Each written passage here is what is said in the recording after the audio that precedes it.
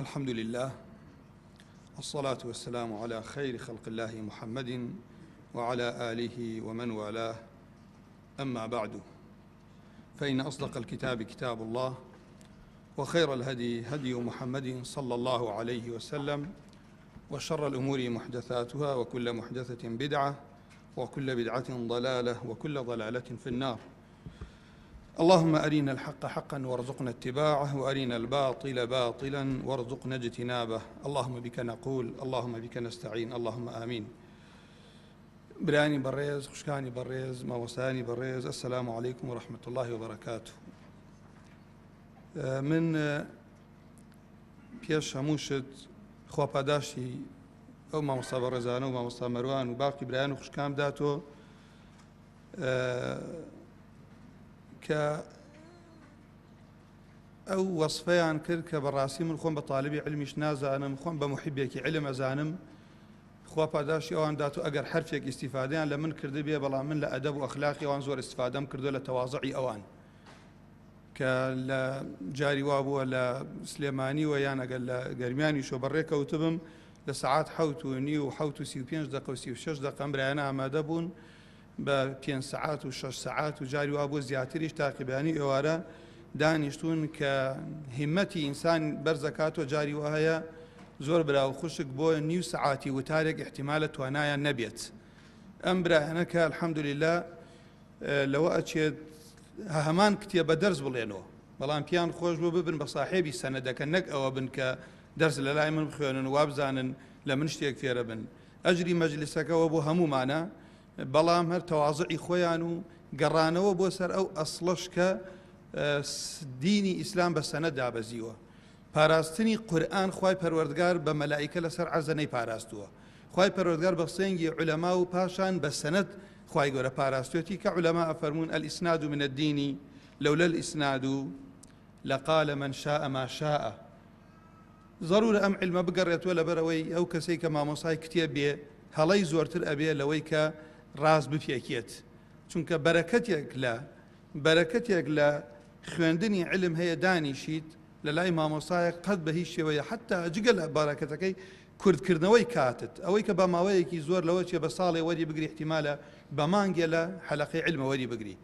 جا خوای پەروەردگار بۆ خاتری ئیسمی عەظەمی خۆی خوا پاداشتیان برا خوشکانە بداتەوە. ماندووبوونی ئەم برایانە من وەکو پێم وتن لەوە چێ لە بوارەکانی ترە لە خزمەتیانە دانیشتم و دەرزیشیان لا بخوێنم و بەڵام ئەو سەنەدانەی کە خوای گەورە منەتی کردە سەرمانە وەرماگر پێم خۆش بوو لە وڵاتی خۆشمان بڵاو بێتەوە. علم ئینسان لە ئەهلی خۆی بیگرێتەوە، زوڵمی لە ئەهلەکە کردووە، بیبەخشێ بە کەسی ئەهل نەبێ زوڵمی لە علمەکە کردووە. دواتریش خوا بۆ خاتری ئیسمی عەظەمی خۆمان خاتە جێگای حوسنە ظەنی ئەو برایانە و لە نهێنیەکانمان خۆش بێت و پاکمان کاتەوە. و من بەڕاستی بەناو خۆم و بەناو ئێوەش سوپاسی ئەو برایانە شەکەم کە لە گەرمیان و لە سلێمانی و زۆر کەڕەت بە پارەی خۆیان بە سیارەی خۆیان لە ڕێگا مەسروف لەسەر خۆیان ئەو برایانەی کە زۆر کەڕەت لەگەڵمان دێن یاعین بەڕاستی زۆر سەبەبێکی باش بوون. ئەم کاک سابیر و کاک عومەر و کاک لایەق و باقی برایانی تر بۆ ئاسانکردنی ئەو ئیشە ڕێگایەکی دوور بەبێ ئیش دەست لە ئیشی خۆیان هەڵەگرن چاوەڕێی ئەو پاداشتن کە من واقعاً کاتی وایە بیر لە ئەم دەرچوونشتاکێن برایە خوشکێک کە دوعای خێرەکە و مەدحتەکە شەرمەکەم زۆر کەڕەت، چونکە هاوڵان بە پێ لە مەکە و مەدینەوە ئەم دینەیان گەیاندە سنووری سین و ئەم دینەیان گەیاندە فرس و ڕۆم و ئێمە هەومان قەرزاری ئەوانین دوعای خێریان بۆ بکەین. ئێستا ئێمە ڕۆکەینە هەر شوێنێ لە جای ئەوەی تیرمان تێگرن، لە جای ئەوەی کە گولەمان تێگرن، خەڵکی ڕێز تەگرێت و حورمەت تەگرێت و داعوەت تەکات و بە سیارەیەکی فێنک دێی هاوین و نە ئاگامان لە سەرمای زستانی و نە ئاگامان لە گەرمای هاوین هەیە. بەڕاستی یعنی پیا و شەرمەکە بەراوتی خۆی بکات لەگەڵ ئەو جیلەی پێشووە، بەڵام فەخریشی پێوە ئەەکەین کە ئەوان لە پێشی ئێمەوە بن. من ئەمەم پێ خۆش بوو مقەدیمەن، بەڵام ئەوەی کە بەمەستم بوو باسی بکەم ئەوەیە کە گرنگی دەرزی عەقیدە چییە برا خوشکەکانم.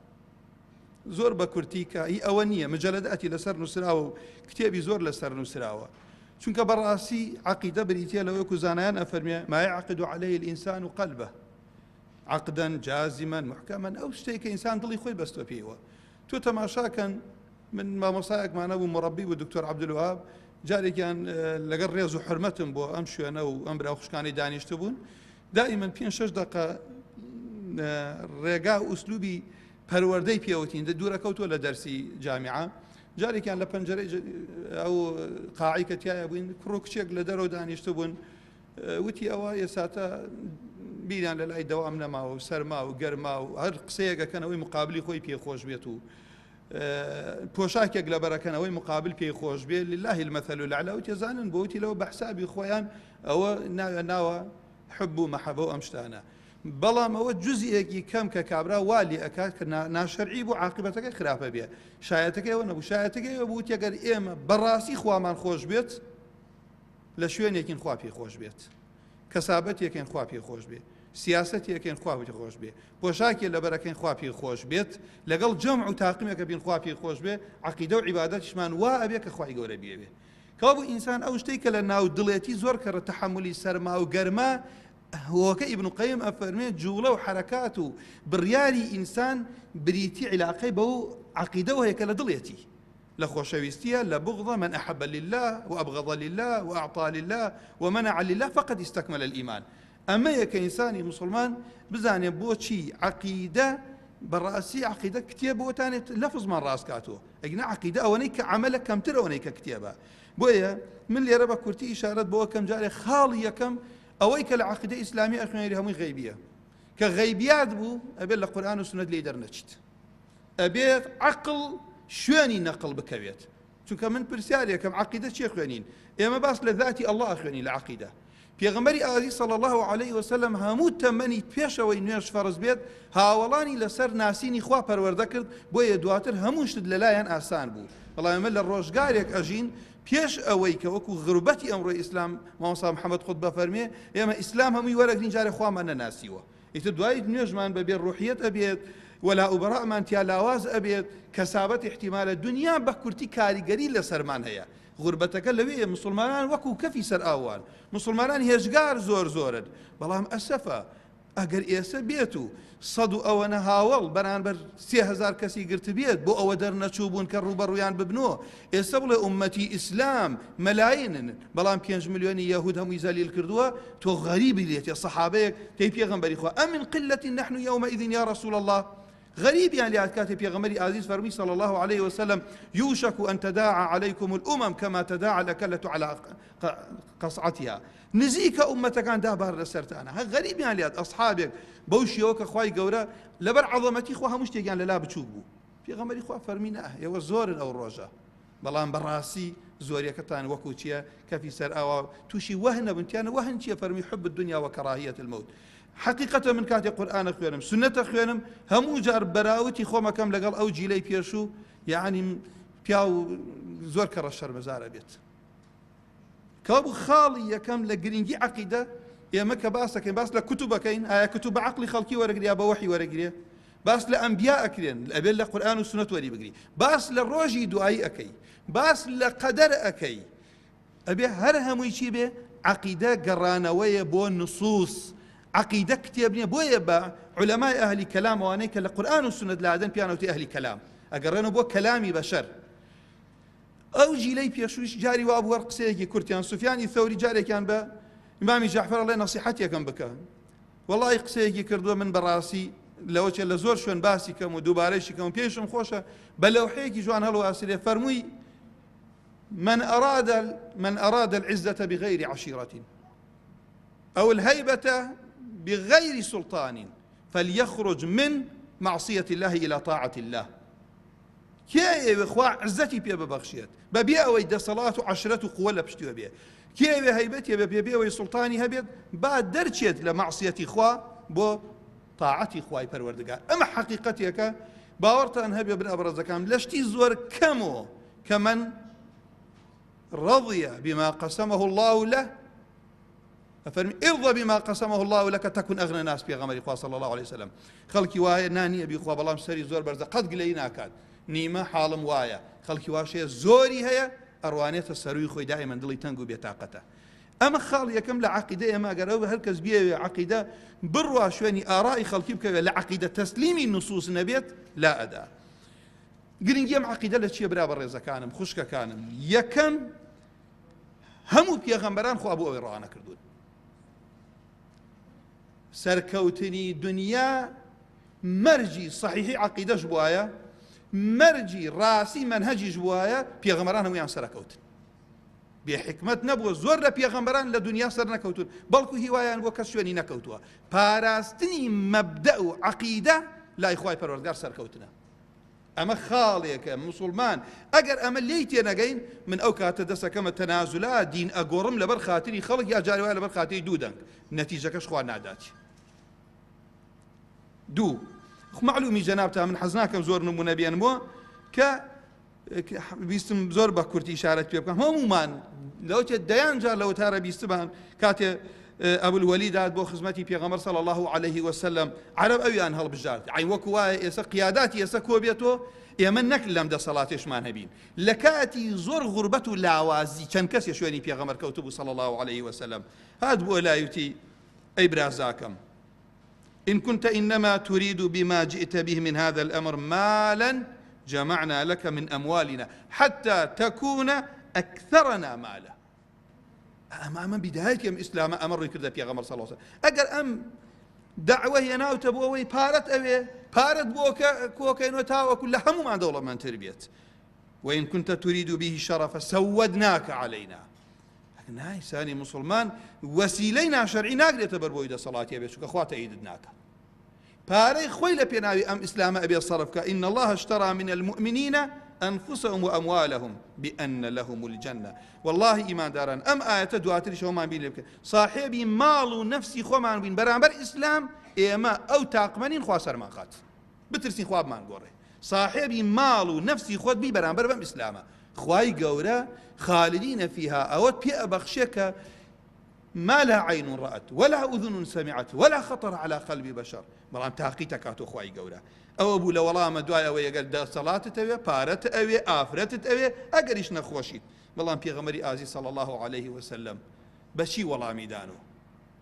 شان آياتي يبو خيرت بأو قرآني خوا دعوة يكر بيغمري خوا صلى الله عليه وسلم باورتان هبيت يا مانا لو أشيت شرم كين هلا عندي شون آيات وحديث بخيني.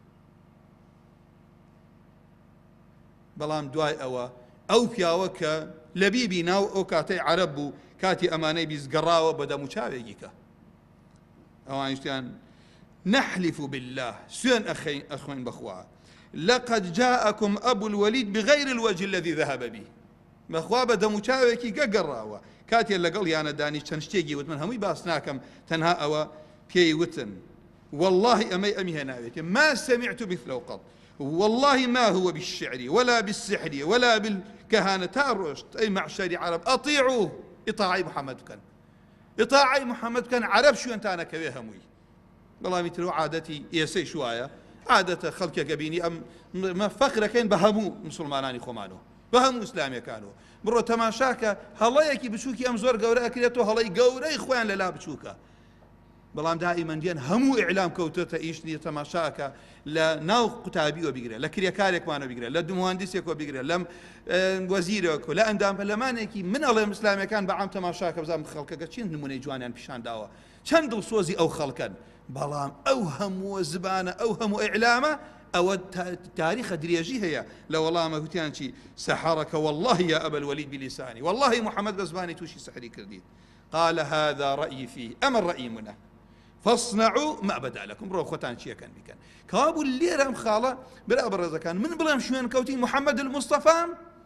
أبي همان منهج بقر مبر كشيا بزانم بشرية خواي رب العالمين قرنجي توحيد له تاني ألوهيته إفراد خواي قول بعبادة خواي جنو إنسي بو هنا الدنيا بوني من هدفي من لسر عرز بو أوية وما خلقت الجن والإنس إلا ليعبدون. باشان قبولي كردوي إنسان بس راوة توحيده عملي إنسان كردوي إنسان كخوا ولي أقريليات ولي ناقريت بس راوة توحيده النقصاني كمالي كردوي إيما. باشان لآخرته إن الله حرم على النار من قال لا إله إلا الله يبتغي بذلك وجه الله. نافر ميشتيجيك يعني من خلق مان هيا لن يجا وصف كراوة لتشيا وصف كراوة لتشيا بەڵام ئینسان جاری وایە گەورەترین کردەوەی لا لای خوای گەورە بچووکە بێتەوە بۆ لەبەرەوەی خەلەلەکە لە تەوحیدەکەیەتی ئیخلاص نەبوونی شرکی بچووکە خوای گەورە پەنامان بدات.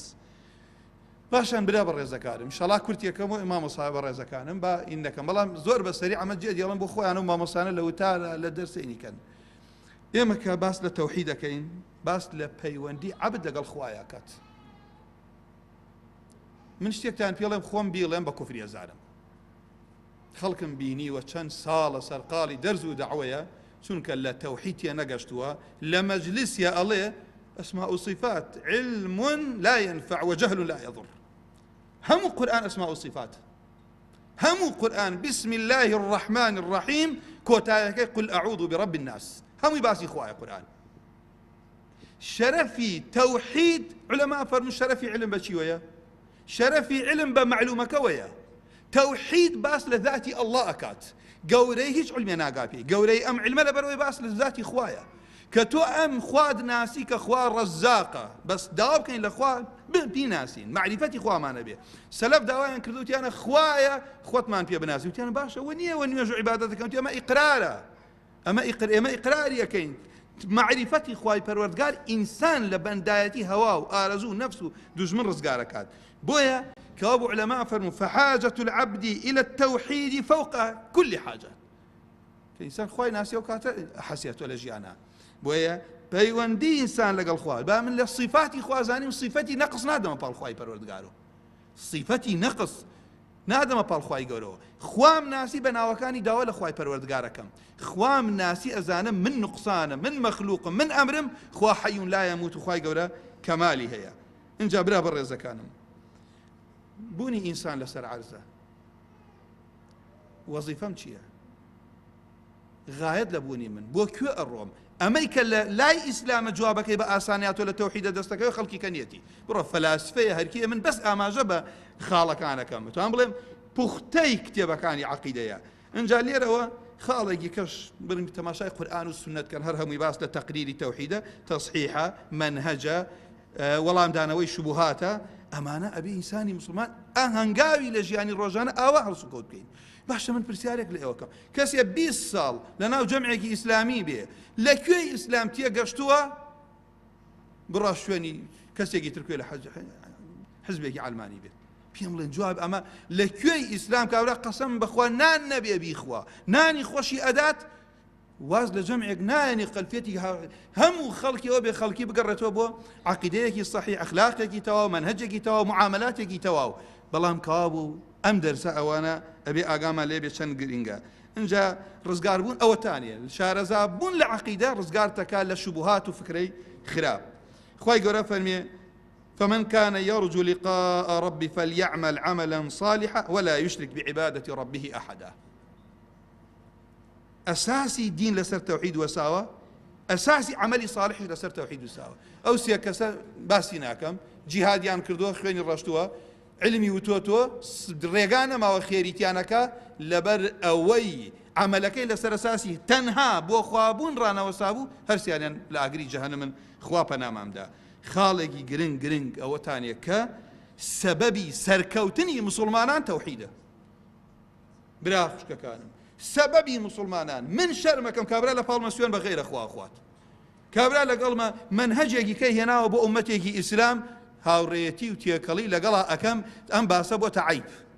بۆستە عیب تەواو باسی تەوحید نەبوو لە منهەج وەلا ئوبەڕا ئەبێ دانیشم لەگەڵ یا من لە کاتی سیاسەتە باسی یەکەم بەڵام هاتە سەرقاڵی دەعواڵێم خوای گەورە و قورئانەی ناردووە ئەمە یەکێکە هەمومان بڵێن یەکێ لە سەبەبی گەندەڵی ناڕەحەتی دڵتەنگی زۆری تەلاق غەشکردن ڕیبا خواردن فەساد زینا عارەق ئەو وەزع تاڵەی کە تیاین پشتکردنە لە خوای پەروەردگار ظهر الفساد في البر والبحر بما كسبت أيدي الناس جا كواب السركوت لا تزال طائفة من أمتي ظاهرين على الحق أو فرموده زور بجواني علماء عقيدة فرمية خوا ديني خوي سرخا